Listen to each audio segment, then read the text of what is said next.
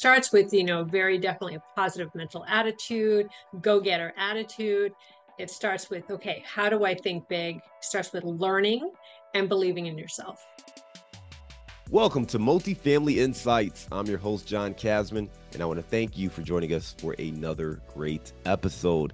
If you are enjoying the show and get some great value, leave us some honest feedback and give us that rating and review. It helps us learn more about what's working for you, but also helps other listeners find this show for their investing needs. And if you haven't done so, make sure you hit that follow or subscribe button so you don't miss an episode. Now, we've got a great show today. We're going to be talking to Ginger Crystal Faith. They say you're the average of the 5 people you spend the most time with. So if you want to grow as a multifamily investor, you have to spend more time with other multifamily investors. And an easy way to do that is to join our apartment investing mastermind group today. Just go to casmancapital.com and click on the mastermind button. Now, as a part of this group, you'll get access to expert trainings, group coaching calls, industry news and updates, as well as all of our webinars and workshops, including our 3-hour workshop on raising capital. Again, if you want to be around other multifamily investors that can help you scale your portfolio today and grow your network, make sure you're a part of the Apartment Investing Mastermind. Just go to casmancapital.com and click on the Mastermind button today. Ginger is a real estate and mortgage broker, not to mention the CEO of Golden Canyon Properties, a builder developer, and the CEO of Hammer and Lace Design and Remodeling.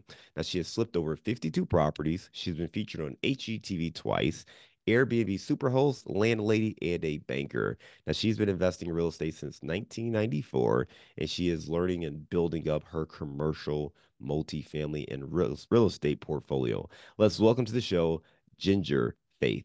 Hello, John. Nice to meet you and happy to be on the show today. Absolutely. Hey, Ginger, great to have you on. I went over your bio at a very, very high level. Why don't you take 2 minutes and fill in some of those gaps? Okay, well, Ginger Faith, and I'm a serial real estate entrepreneur. And so I go where the market takes me, probably because I'm a constant learner. I'm very curious about what's around the next corner and what am I missing. So that's taken me down some really interesting paths. And what happens is the market is so dynamic and always changing. And so I like to kind of go with the flow. Part of what I encourage people to do is compress time and be able to retire within 2 to 5 years. And part of the reason why I encourage that is that it gives you the flexibility to follow your passions. And so because I've been working with real estate for so many years, I can take time out, look at the scenery, find out what the next opportunity is because I'm not having to go to a 9 to 5 job, in a hamster wheel. I can take time, look at what the landscape is, and then follow directions. And so that's led me on all sorts of very interesting adventures over the last 30 years in real estate. I love it. So you've got that experience, that background, 30 years. I know you started in multifamily, which we'll get into in just a moment. But you said something I thought was really, really interesting. You said you tell people all the time to compress time and Yeah. try to make that transition in 2 to 5 year time frame. Talk to me more about ways and tips to compress that time so you can make that transition faster. Yeah, there's a lot of ways, but there's some core reasons. I started creating a master class because some friends of mine, whereas I've been a serial entrepreneur in real estate and kind of a career real estate person, I've had friends of mine who wanted to retire using real estate in 2 to 5 years, and they were really close friends of mine coming to me for advice, and now they just in 2 to 5 years they were retired. Now they're on their farm and they're planting their organic vegetables and they're traveling. And I'm like, wait, what happened here? You were looking to me for advice, and this happened over the last decade.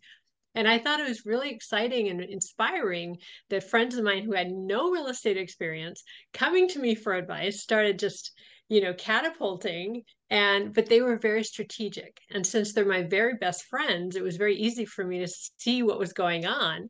And so I started taking notes of that. And then pretty soon I said, you know what? More people need to know about this. So we're sold on the slow track to wealth.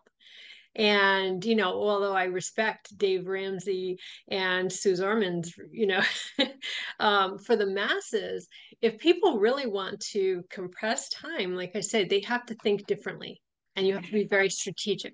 The first thing is you need to think that it's possible. And in real estate, you know better than I do, or as well as I do, that it is definitely possible in real estate. But there are a couple factors that need to be taken into consideration. And in order to do that time compression, you have to think big, which, like him or hate him, Donald Trump's been telling people to think big for 45 years back, in the 80s with the art of the deal. Think big. And I remember saying, what does he mean, think big? But now I understand what this means, think big. And you have to think fast, speed. And so instead of kind of lollygagging through life, you need to be more strategic if you want to do that, if you want to compress the time and retire in 2 to 5 years. But I've seen it done. And so by being very strategic, by setting your objectives and your goals and getting out there and doing what, Tony Robbins classically says, take massive action, you start figuring out the direction and connecting with the right people and the right circumstances so that you can now start attracting that into your life. And so it starts with, very definitely a positive mental attitude, go-getter attitude. It starts with, okay, how do I think big? It starts with learning and believing in yourself. And I know that sounds very fundamental, but I've seen it happen. And I've also seen it happen when people just lollygag. I love that word, lollygag. Lollygag. If people lollygag through life, you're going to get lollygag results, right? But if you're really strategic and focused, and I've seen this with my friends, they're like laser focused, like, okay, this is what and they didn't do that so they could retire and become lazy, because that's just crazy. That's just silly. But they had aspirations which did not include the grind, right? They had certain aspirations which were bigger. And beautifully, real estate is the number one time honored way to catapult your wealth. So when I say think big, this is right why I'm looking, connecting deeper into the commercial world. Right now, there's a lot of unsettling in the commercial world, and now is an opportunity to learn. Now, you don't want to just jump in without education, because you will lose your shorts and everybody else's shorts around you. But you definitely want to start focusing. If you want to think big, you're going to make more money on a larger complex, right, than you will on just a single family flip. Maybe you make $100,000 on a single family flip, maybe 200, and you think, rah, rah. Okay, that's awesome. That's awesome. Do it. But I'll give you an example. We did our last flip was a luxury flip. We bought it for 2 million, put in 1.25, and we sold it for 4.8, because it was in a luxury area of Silicon Valley. And now that's a bigger number, thinking bigger, right? So if you think of a little tiny, 750 square foot house, and you're going to do a little lipstick model, you're maybe going to get a few $100,000 if you're lucky, if it's in a great location. But if you think bigger, so we basically made a little tiny house into a big house. But that's one of many strategies. My friend, one of my friends I was telling you about, flipped a multi-unit apartment building. They renovated it, and with every single unit, they catapulted the value. So within 2 years, because they were very aggressive with their timelines, they got a team together. They were on it every day. But after 2 years, they flipped it for multiple seven figures. Right. Yeah, Ginger, you gave some great feedback. I want to capture what you said, right? The big thing is, first of all, you got to think that it's possible. If you want to compress that time frame to change your life or transition to the next phase of your life in the 2 to 5 year time frame, well, the first thing you got to think that it's possible. We know that it's possible through real estate. So with that being the case, now you got to think big. Think big, okay? Figure out what that next step is going to be. Think big. And then you also have to make sure that you kind of have a vision and you believe in yourself. And you talked about, that example from a luxury flip. Instead of just flipping a $100,000 house into a $150,000 house or $200,000 house, think big. Think multi-millions, go big if you're going to go luxury. Or in the case of your friends, buy an apartment building, fix it up over time, sell it for a big profit. And that's one of the things that investors are certainly looking for, especially today, because there is opportunity. There's going to be more opportunities. And that's a great chance for you to come in, have a clear business plan, a vision. And you said something too that was important, which is make sure you get educated. Don't just jump in and listen to me and Ginger and run out there and open your pocketbook and buy something. Make sure you understand what you're doing. Take the time to really educate yourself, learn how to do this the right way so you can protect yourself, protect any partners that you might have, and make sure you're making good, solid investments. Let's rewind the clock back, right? You said your first deal was really a smaller multifamily deal. Talk to us about how you came across that opportunity. The old-fashioned way. Back before podcasts, before Zillow, there were magazines that you'd find in grocery stores with houses in them, like little magazines. So I started reading Unlimited Power by Tony Robbins back in the early 90s. And also there was another book by Robert Allen called Nothing Down. And he was kind of a big deal back in the day when I was really young. And he said, I'm chuckling only because I just met Robert Allen. He was at an you event did I did not. back in Tampa, yeah, about 3 Oh, weeks ago. So that's why I'm tell me chuckling. about that. You have to tell me about that. I will. It was a great event. A friend of mine, Mike Ely, puts it on. Robert Allen is one of his coaches, and Robert came out and spoke, and he's obviously a very wonderful speaker and author, and it was good Yeah, to meet him in person. So it was good. that's awesome. I was like, Yeah, that's so yeah. cool. Yep. Oh man, that's so cool. Yeah, I've been referencing him a lot lately because he was the man, right? Him and Yep. Carlton Sheets were they Yep. were he must just be dumbfounded by what's happened with the information age. I had his master system, which was great. He was what was the other one? Multiple Streams of Income by Mm-hmm. Robert Mm-hmm. Allen. Mm-hmm. So I'm a big supporter of him back in the That's day. That's awesome. great. So cool. Yeah, that's so cool. Maybe I'll get to meet him sometime. That's really neat. So yeah, that's awesome. Yeah, so that was the book, and I'm reading the book, and he said if you buy one house per year for 10 years and you start paying them off, there's your retirement plan. And I thought, well, that's really neat. I said, what if I buy a house and it has six houses in it, like an apartment building? So then I'll have six in one year, and that's what I did. I mean, crazy, youthful logic. Um, and then I found a really cool realtor at the time, and he was so funny. I'll never forget this. And I called, I open up the magazine. And I make my first phone call, and he picks up, and he's spry. And I told him, yeah, I'm looking for a multifamily. And he goes, oh, that's a great idea. My friend just bought a triplex and he collects rents, and all he does is collect rents, and he just bought himself a Jaguar with the rents. And that's how I started. I said, I can collect rent and I can buy a Jaguar. Yeah, I love I that. That can sounds do great. I Sign me can up. do this. Like I know I can do this. That was my skill set. So yeah, that I just look back on that and I just laugh because that's exactly how it happened. And so he was showing me these really beautiful houses in nice areas. And then he showed me this really ugly house in a nice area. And I didn't have any knowledge or anything, but I thought I like that price better than that price. That was it. And I ended up buying a six-family Victorian house, about 7,000 square foot, beautiful, cool house with the mahogany library and a widow's peak at the top. And but it was ugly as anything. And multiple on one hand, it was like red on one side and brown on the other and green. I think anytime that there was a sale at the hardware store, the owner would like buy some paint and like he would just paint it to protect the wood, but it looked like just absolute crap.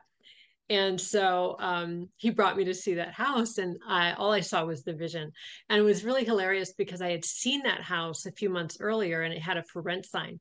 And I remember saying, before I had the mentality to buy real estate, I just looked at that and I said, "Oh my God, who would ever rent that house?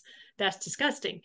And then when I thought to buy it, and I thought of all the money I could get off of it because it was in such bad condition, I just said, oh, this is awesome. Like I had a completely different frame of reference. And that was just an organic frame. It was all about like, I wanted to save the money, right? It wasn't like I read a book saying you need to do forced appreciation. I didn't know what that was. All I Yeah. knew is like, I want to save money. So, But you knew so the I, basics of being an investor, right? You knew like, hey, if I pay less, I can make more. that's it. That's it. It's Right. very simple, guys. It's very simple, people. Well, It's very and I simple. think is great, right? Because I think sometimes we overcomplicate things, right? We go and Yeah. we read every report and you try to get so much information, but real estate investing is really third grade math. There's a lot of data points to make sure you mitigate risk as much as possible, but it's just income minus expenses, and if you include your debt service or your mortgage payment, that's your cash flow. Does property cash flow make money? Is there a lot of demand for this area? Will people live here? Would they want to rent here? How much will they pay? What do I need to do to this property? If you break it down to that at its core, it's not overly complicated. It's still hard and challenging, don't get me wrong, but it doesn't have to be this super scientific battle where you need a PhD to be an investor. That's one thing I absolutely love about it, is that you can come in and maybe you don't understand exactly why what you're doing is working, but you got the framework. Hey, I don't want to pay that amount for it. Can I get it for this amount? And I know this is really ugly. I'm going to make it less ugly, and maybe people will pay me more money for it. Yep. Yep. Yeah. Exactly. Exactly. Yep. Yeah, I That's it love it. at its core. That's it at its core. So Yeah. that's how I got started. So I ended up getting it for a six-family house, 1994 Victorian in a good neighborhood for $90,000. Wow. And what'd you end up did you sell it? What'd you do with that? No, I got a divorce. No. I got Nah. a divorce, and I said, "Yeah, I know." But anyway, but it was great cash flow while I had it, and and then what I did was I turned it into a painted lady, so it was cream and pink and purple, and then people were flocking to the door. They were like, "Here's my application, let me in, let me in." And I was so ignorant that I actually I would check out the application, and then they would say, just I'll fix up the apartment myself. Just let me in. And that's literally how it happened. And so I end up filling the place with people who did their own spackling and paint just because they wanted in. And now I wouldn't even think that's like incomprehensible. But back then it was like, okay, here's a bucket of paint and here's some, kills Good and go luck. for it, right? Right. Yeah, good luck. Good luck. I hope it Can't be any looks good worse than when what it's it done. is. Yeah, exactly. Exactly. And then I had it reappraised for more. I got a better insurance rate, which is because the insurance was crazy. Only Lloyd's of London would insure it at the time. And then so I got a better insurance rate, so my price went down there.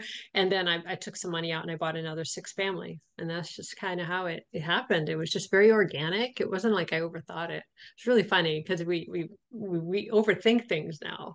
That's the downside of the information age. It's so right. We don't trust or connect to our inner wisdom, where there was not a lot of clutter before mentally. It was just that I would putter and ponder and think and say, "Oh, I think I'm going to do this, and this will save money, and this will make me money." And it was just very organic, and that was a really neat thing. And that's how the journey started. And then a couple of years later, I did my first flip, and yeah, so that's kind of how that started. Well, Ginger, I think there's a great insight there of trusting our intuition and the work we've done to prepare, right? So if we sometimes it may feel more flippant on a decision, but the truth is you were preparing, right? You were checking out those books, you were preparing mentally, you were looking at the magazine, you were still intentionally looking at the magazine.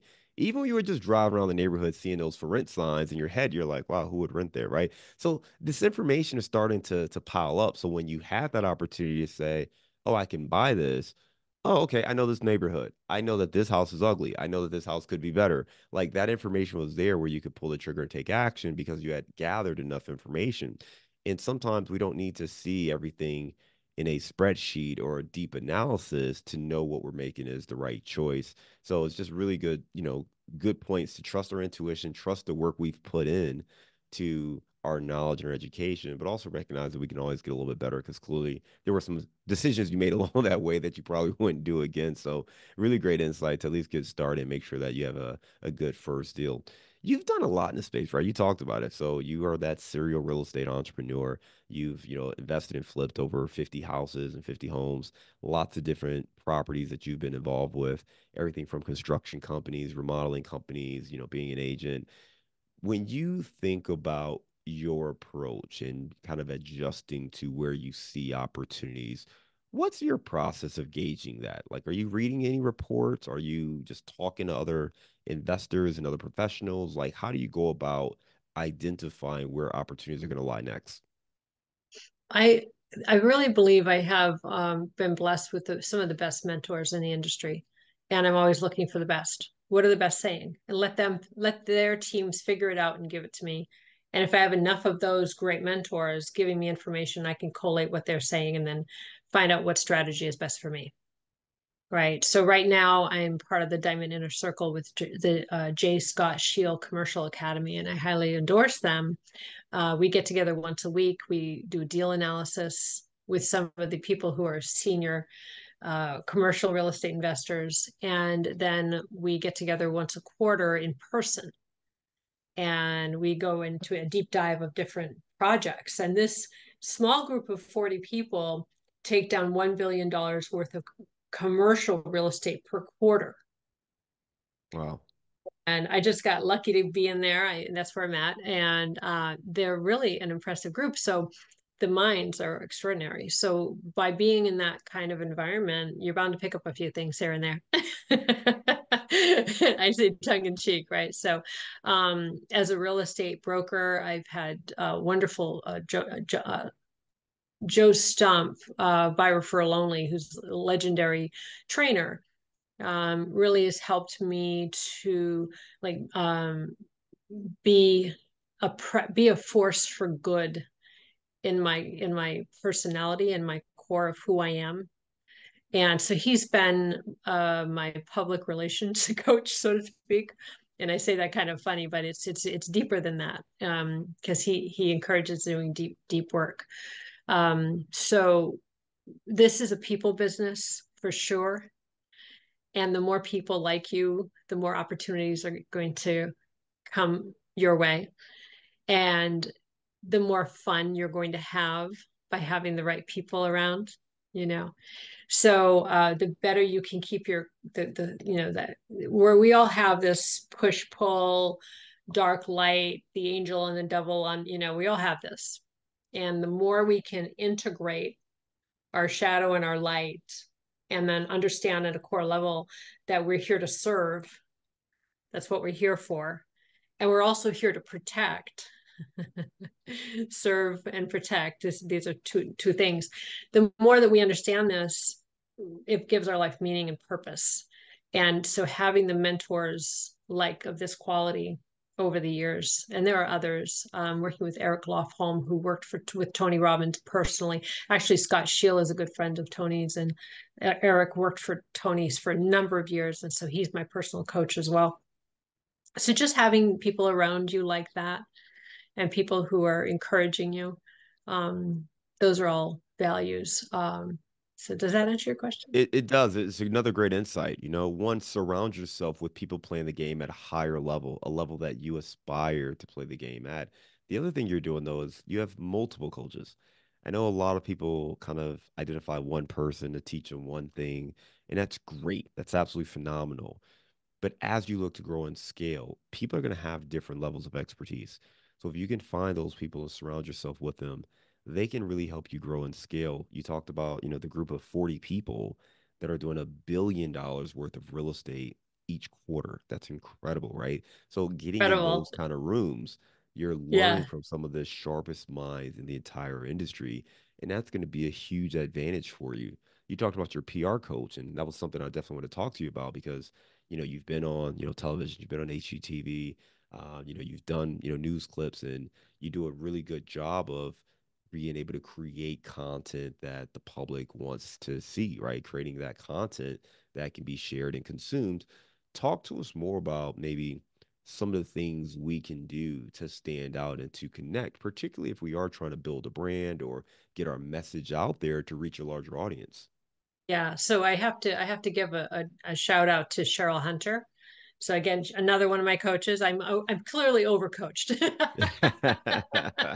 So, but no, when I said PR coach, Joe, when I meant like personal relationships PR, but PR as far as what you were saying, yeah, the ABC7 I was in last week, that was really fun, a little stint there. That's all Cheryl Hunter's work. She's been teaching me how to do like be media trained, and again, this is just has to do with growing. Like we all have to grow, and when they say if you're not, if you're green, you're growing. If you're, what is it? If you have to be growing, you have to be, if you're ripe, you rot, right? If you're green, you're growing, you're ripe, you rot. I have had stints in my life where I've gotten lazy. I'm like, all right, I got this money. All right, and I would get lazy, and then I would hate myself, and then life would suck. And then I'm like, well, so much for retirement. Get back to work. Just do just so even though I encourage people to retire, I also encourage people to do that in order to grow and to launch. But back to your question about media. Again, that's a training, right? There's a few things that I've received through my training with Cheryl, and I'll just be straight up, is faith in myself. And I did not start off with faith in myself. I have been told my whole life that I should be a coach, be up on stage. I should, and I was like, I knew it. I would get up on stage if I had something great to say. People loved it, and it was really exciting. If I happened to stumble around the right message, it worked. And all of a sudden I was like, wow, yeah, this is really cool. Maybe I should just, be up on stage and doing this thing. But I would shrink back because of I don't know, self-esteem, whatever. I think it's just a human condition. Like some people are extroverts, some kind of in the middle, introvert, extrovert, introvert. But what Cheryl helped me to do is some things that you hear all over the place. You can read books on it. You can take courses on it. It's everywhere. Information is everywhere. But what she made me do are exercises. And the exercises were, what do you have that nobody else has? What kind of message do you have that nobody else has? And I think to myself, well, I don't know, I could do this or that, and then be, all over the map. Because I'm such an information junkie, I'm a growing person and whatnot. But she helped me to marry the high demand in the market to my expertise and really drill into what that niche is. You hear always niches, you got to get the niche, and some people figure it out, but you have to figure out what is the one thing that you can offer the world that they don't have, but they want. And in a time right now where we have so much information, it's all overwhelming sometimes for people. Maybe they just need to hear your voice, your insight, because that part of you resonates with that part of them that clicks and makes them think it's possible for them to do something more. And so it's really a matter of time thinking about that, where I was forced, because of these classes, I was forced. And then when I drilled down to what my thoughts were, and I would offer it to Cheryl and to the team, they would analyze it, and they would say, yes, this is good. This is something that people need. And they really pushed me. And then they forced me to create an article. I love saying that, right? I know you'd have to watch your words. They encouraged me to write this article, but they gave me the structure of what major media is looking for. Like how Ginger can you, by your conversation, by your message, how can you create a message that you can offer to the world that would have value? And how can you push your personality into that so that your value is the most beneficial to people? how can you create something like that? And they gave me a structure. And then they followed up, hey, how are you doing with the article? I'm like, oh, all right. And so I finally created this article, and it was about bridging the gender gap in money between, men and women. How traditionally there's been a huge gender gap in, wealth, right? And some of the factors and some of the solutions. And so I created this article, and by their encouragement and by creating the structure that the major media wanted, it got picked up by CBS, NBC, Fox, and Yahoo Finance. And that was encouraging to me. I was like really excited about that. Like, wow, I have something that I can say that has value to people. And then they kept stoking that, basically saying, look, Ginger, women don't know how to do what you've done. They want to, some are doing it, but there's still a big disparity. You do have a message. You're not the only person. I'm just part of the many, but I do have a message where I can encourage women to dive in, and to take care of their families and their wealth, so that they're not stressed out about money anymore. They can actually have financial control over their lives. So it's a process. It is finding out what your voice, what you're good at, and then marrying it with how you can best serve, and then just going Ginger, with it. I love the transparency and vulnerability you shared, right? Because I know you used words like they forced me and things like that, but one, it shows like why it's so important to have like coaches and trainers and people on your team that can help you do things, encourage you to do things that you may not really want to do, right? Because we all want certain things, we want the outcome, but then when you find out what you have to do to get it, it's like, wait, I have to go on stage and oh, wait a minute, no, I don't want to do that, right? I got to launch a show. Okay, is there another way? Right? So Is it? Can we we press start the to easy button? yeah, exactly. There's got to be an easy way to do this, right? So we face that, right? And you have to have people in your life who can help you kind of go through the fire and go through the hard thing to get the result. But the thing I really wanted to harp on is the last point. And because I had coaches tell me the same thing, right? It's like, well, what's the one thing that you can provide that no one else can? And my first thing was like, nothing. I'm pretty sure somebody else can provide pretty much anything, right? And so I'm like, I guess I shouldn't do anything, Exactly. Exactly. right? Yeah. Because Yeah. any normal, sane person recognizes that we all have some level of expertise and more knowledge than others in some area, but we probably can also identify someone else who has way more knowledge and expertise in any one of those categories. The thing that really helped me, and I hope this connects with our audience, is that only you have lived your story. And your story is the one unique thing you bring to every single situation. And the reason that's important for me is there is someone out there who needs to hear it from you because they're not going to connect with Dave Ramsey, Susie Orman, whoever it is. Maybe the message is off. Maybe for whatever reason, you dismiss it. But there's somebody Hmm. who can connect because of your background, where you come from, where you grew up, like little things in your story that will resonate.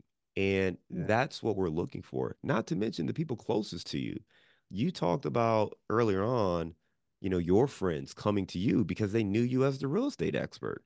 Hey, Ginger, I need to get out of this rat race. I want to retire. What should I do? And you talk to them a little about real estate. They go figure something out and do it, right? So becoming that trusted advisor, being that beacon of hope, being that light, sometimes that's really important for people. We got into this space as far as real estate syndication. I didn't fully understand that at the time because I was of the mindset that you just go out there, you save your money, you invest, right? And you good luck to you, right? Every man for themselves kind of thing. But once I kind of got into this field, the thing that I realized is there were people who otherwise would not be able to invest if they didn't have a trusted friend. They're not going to trust, the Robert Allens and the guys who write the books. There's nothing wrong with that, but they don't know them. That's just some dude off a book or a guy off a show. But John, their friend that they used to work with, or they've known for 20 years, or whatever the case may be, they're going to trust that person. And that's why I think it's so important for you, the listener, to share what you're doing as well. If you're having success in real estate or any other field, share it because there are people who are interested, but they don't know how. They may be not embarrassed, but they may not want to put it out there that they don't know what they're doing. And if they could see you creating something or doing deals or sharing the information you have, now they can reach out and say, "Hey, Ginger, I just saw you post about this deal you did. I've always been interested in real estate. Could you tell me more?" I had somebody reach out to me that I hadn't talked to in literally 20 years. No, 25 years. Okay. And someone I went to high school with, and they sent me a Facebook Messenger, and they were kind of desperate to talk.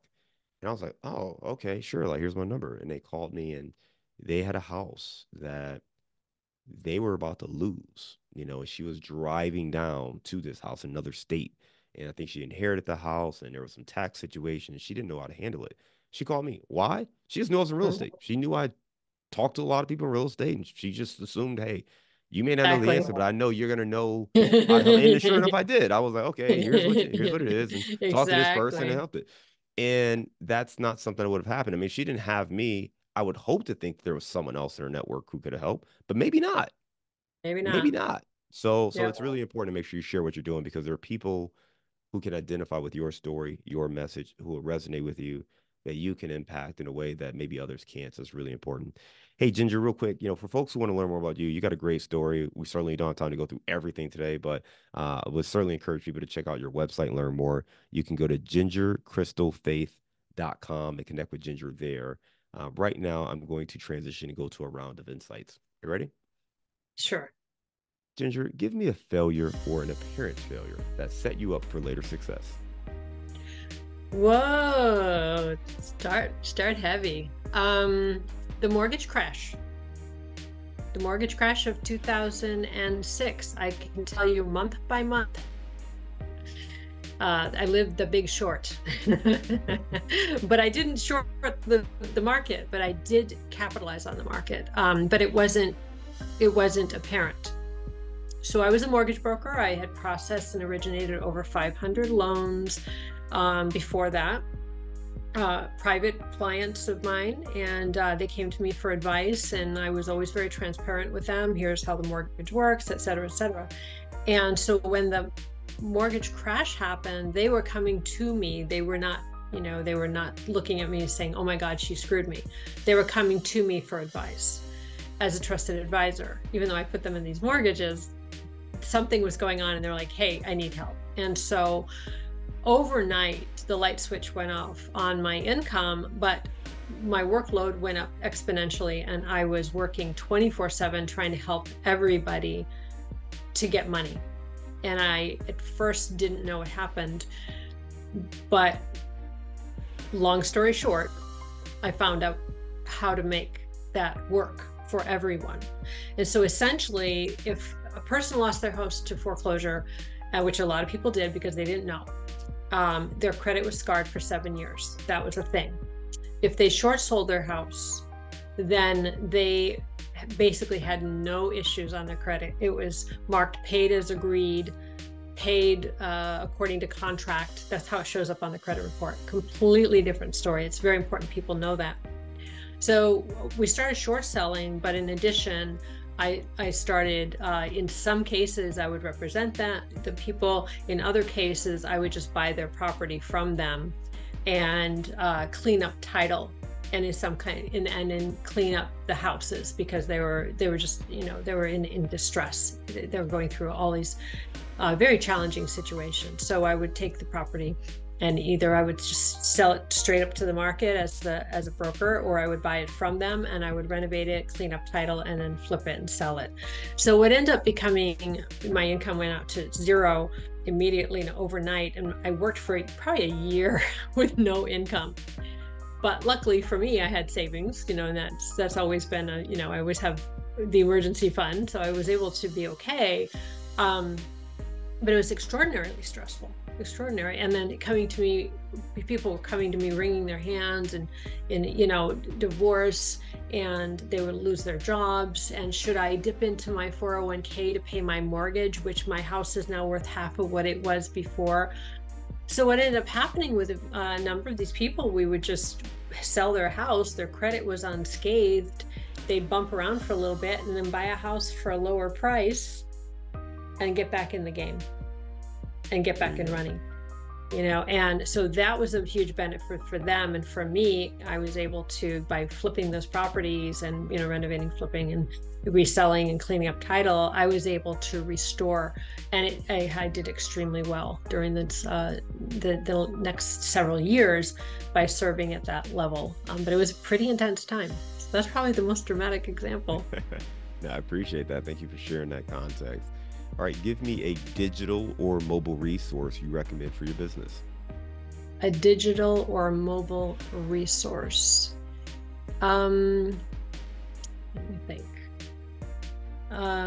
Like for database management or just anything? Database management, just a cool app or tool for clients or anything else. Yeah.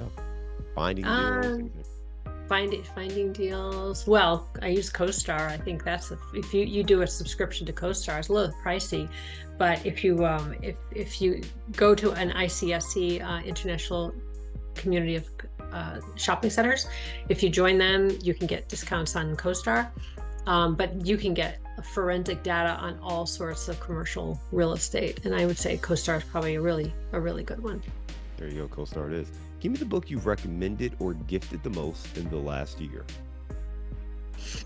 Thou Shalt Prosper. It was written by a Jewish rabbi.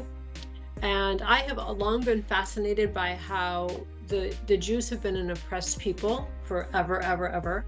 And yet you never see them play, well, sometimes you see them play victim, but they were always very, very savvy financially, and they stick together, and they've been very successful. And there has to be, Tony Robbins used the phrase, success leaves clues. So this gentleman is a rabbi who has taken it upon himself to study the philosophy of the Jews and why they are so financially successful. And it comes down to some really core, beautiful philosophies that they have, which I think anybody can benefit from. So I've been recommending that. Thou Shalt Prosper. We'll make sure we link to that in the show notes. All right, give me a daily habit that helps you stay focused on your goals. I do positive affirmations on the treadmill for a few minutes before I lift weights at the gym every day. All right. You are, I'm sorry, about to jump ahead to my next question. All right. Give me your number one insight for staying ahead of the market. Learn and think. I mean, that's it. That's it. The market is bigger than all of us. And anybody who thinks that they can master the market, they don't know, right? So learn from the best people who are on the cutting edge, and pay attention. That's all I can say about that. Yeah. Love it. All right. Well, let's lighten the mood. You're out in the Bay Area, correct? Silicon Valley. Yep. San Valley. Francisco Bay. San All Francisco right. Bay. Give me your favorite place to grab a bite to eat.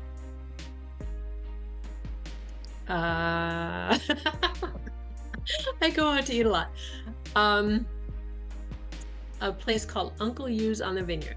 It's a Chinese restaurant downtown Livermore. That's just because it's within walking distance of where I live, and they have excellent food. They're very consistent. All right, we'll have to check that out next time we're out in the Bay.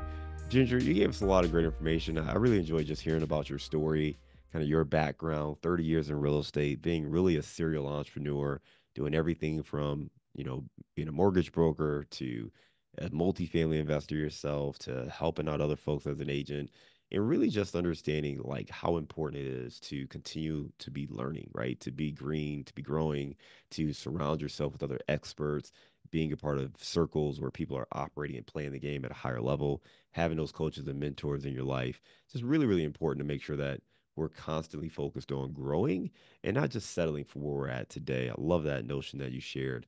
Again, for folks that want to learn more about you, they can connect at gingercrystalfaith.com. Ginger, thanks again for being a great guest and coming on Multifamily Insights. We look forward to staying in touch with you, and I hope you have a great day.